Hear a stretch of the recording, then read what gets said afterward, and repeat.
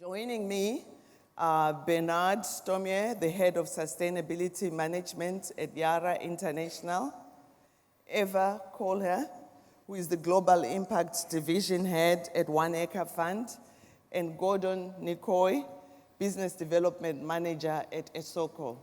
Welcome. Thank you. We are going to have a conversation. You are the private sector, right? Where I come from, private sector is extractive. They want to make money. They don't care who you are. They just want to fill their pockets and run away. And they smell and look like you, Bernhard. I do hope they smell very good. So tell us, what do you do? Well, as Yara, we are a Norwegian-based but global fertilizer company.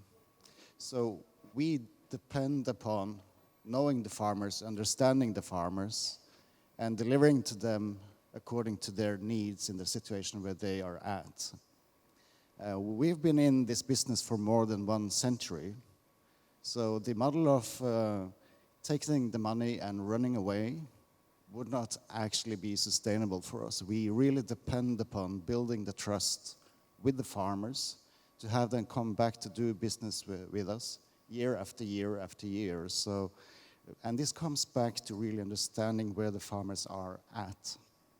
So under the theme of this session, it is about delivering the knowledge that we have on agronomy, on fertilizer application to help the farmers maximize the return on investment. So when you say farmers, who are these farmers? What size are we talking about?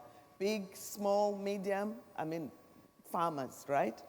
Well, we are working in 65 countries across the world, so we deal with farmers of any size. I think the particular challenge that we are discussing here is, of course, about the smallholders. And working with the smallholders comes with some inherent challenges, such as transaction cost.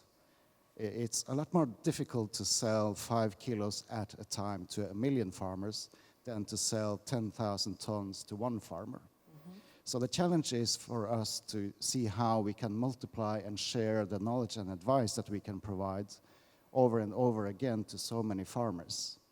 So we do this through collaboration with others, both through the distribution network with agro dealers, but also with NGOs and with other private sector companies. Thank you. So yes, you are looking after the vulnerable farmers, you are looking after the smallholder farmers, and you've been in this business for 100 years, and that's your definition of you are good for business because you've managed to sustain it that long. Exactly. I hope so. Now, over to you, Eva. We heard from our colleague from India that the big thing that he's taking home is women farmers who are empowered. And when we talk about agriculture, particularly in the LDC countries, we're really talking about those women who are really the backbone of the agriculture. When we talk climate-smart agriculture, we're saying, what are we doing? What is Acre Fund doing for that group?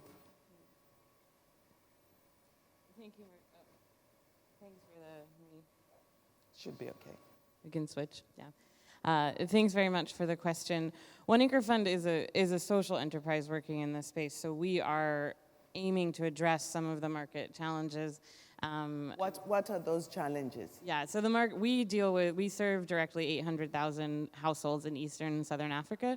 And when Acre Fund started in 2006, we were looking at the barriers to access for these smallholder farmers, which are primarily having the cash on hand to buy adequate inputs at the start of the season, traveling long distances to central points of distribution, and the final reach of extension services and year-round support in planting and farming practices. So our approach is to bundle those services together. Farmers are paying full price for the inputs that they purchase and are also contributing to the cost of services to offset what we are providing as a bundle to allow them to access those inputs. A further 25% is subsidized by private donors. So our work is, we think, as you mentioned, and as we heard yesterday, the vast majority of farmers are farming less than 2 hectares. A large share of our farmers are actually farming less than 1 hectare.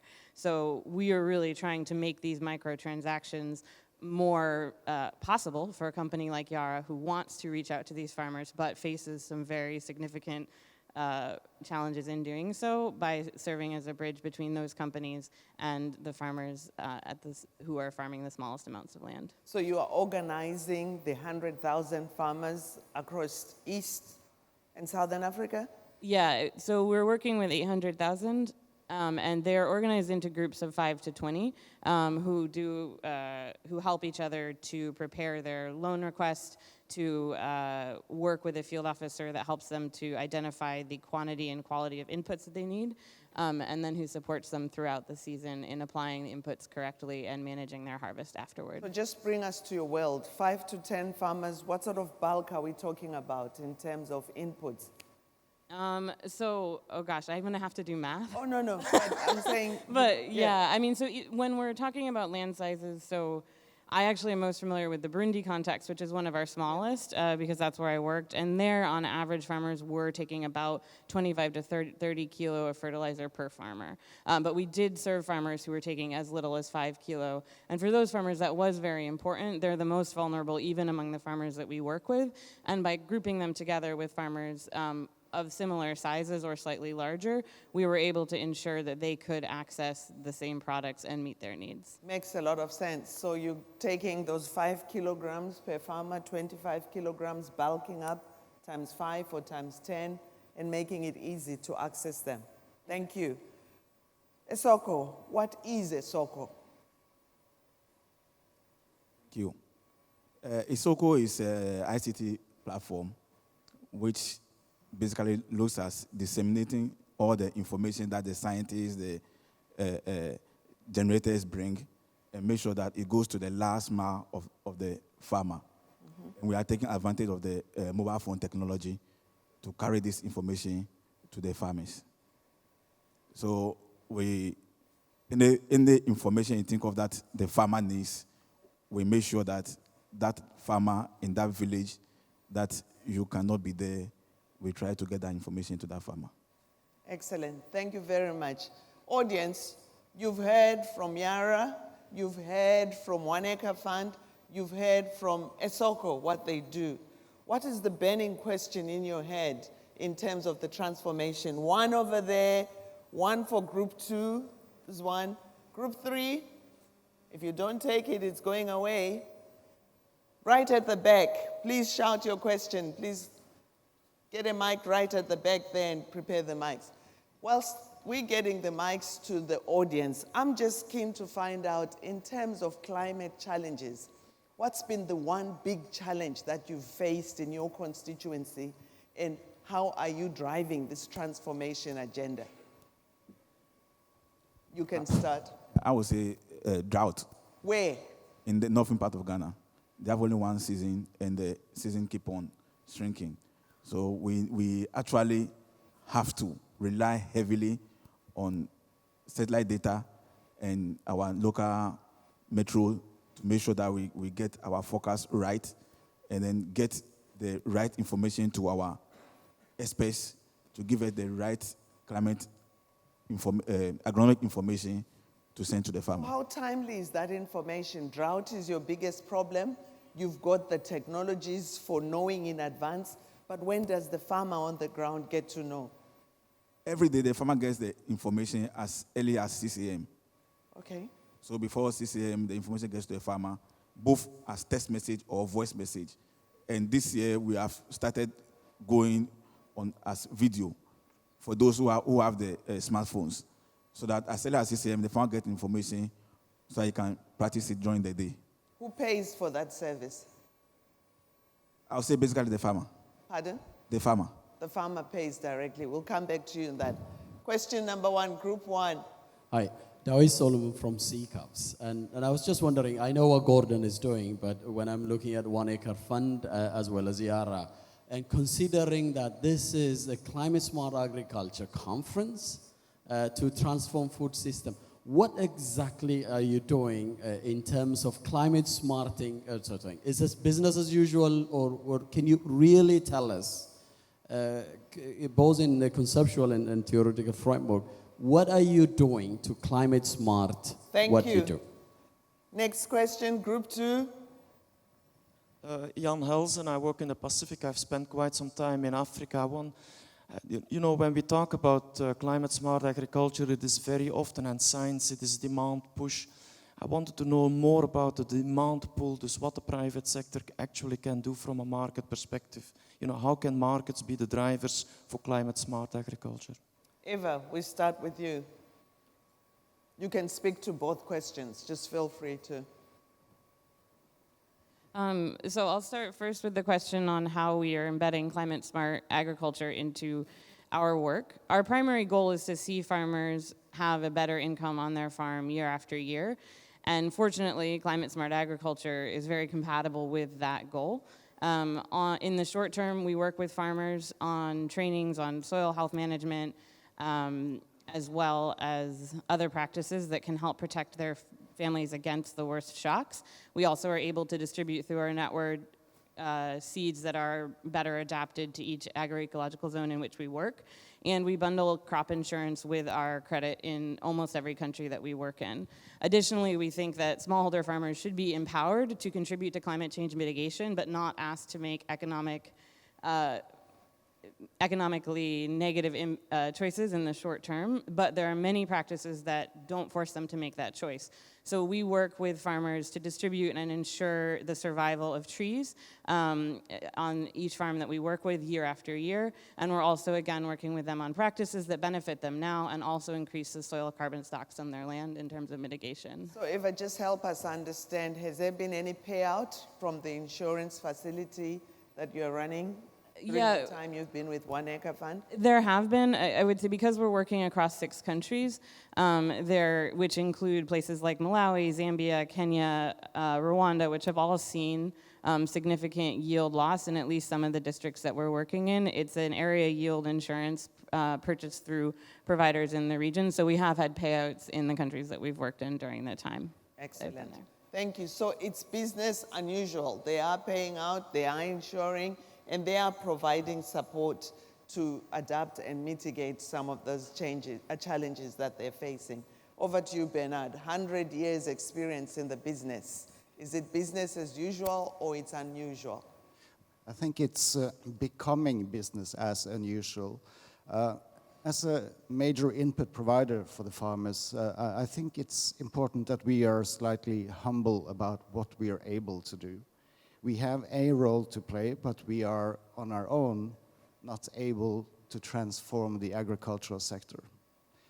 The very specific role that we can play is to develop our business model so that we stop playing the commodity game of trying to maximize our volumes and to compete on price, but rather to work with the farmers to, as I mentioned, to maximize their return on investment through working with us. I think the transition that is required in order to increase resilience, in particular among smallholder farmers, will have to include a very solid economic component. Because to the extent the farmers are able to transition from a subsistence level into actually running small businesses on their farms, they will have a profit that they can reinvest into their families, into the farms, and that will inherently increase their resilience. One of the ways that we are doing this is to work with the smallest farmers. So let me illustrate something.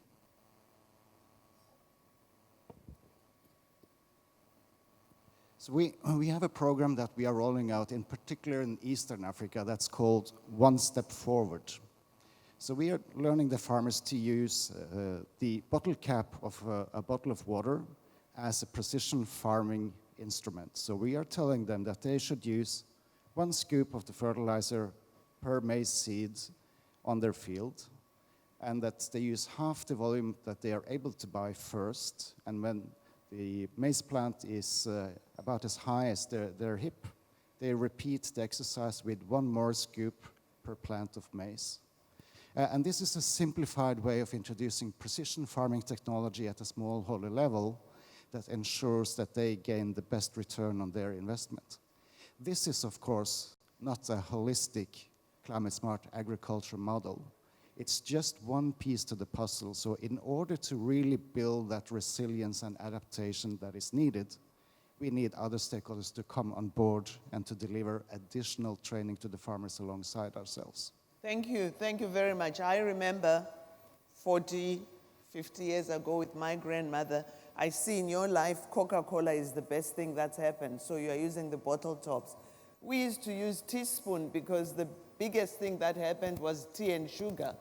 If you could afford sugar, you were well up. You were a high-income family in the village. So for applying fertilizer, we used to use a teaspoon for every plant. And then when the maize plant was knee-high, you go back with top dressing with another teaspoon. So yeah, I see you've graduated to the Coca-Cola bottle tops. Thank you. No advertisement.